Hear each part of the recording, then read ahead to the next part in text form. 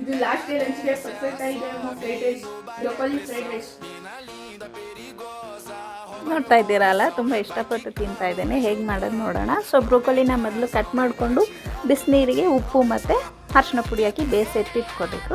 ಅದಾದಮೇಲೆ ಒಂದು ಬಟ್ಲಿಗೆ ಕಾರ್ನ್ಫ್ಲೋರು, ಉಪ್ಪು, ಗರಂ ಮಸಾಲ, ಖಾರದ ಪುಡಿ, ಎಲ್ಲೋ ಪೌಡರು ಹಾಕಿ ಮತ್ತು ಒಂದು ಸ್ಪೂನ್ ಮೈದಾ ಹಾಕಿ ಕಲಿಸ್ಕೋಬೇಕು. ಅದು ಬ್ರೋಕೊಲಿ ಹಾಕಿ ಎಣ್ಣೆಲಿ ಫ್ರೈ ಮಾಡಿಕೊಂಡ್ರೆ ಗೋಬಿ ರೆಡಿಯಾಗಿರುತ್ತೆ.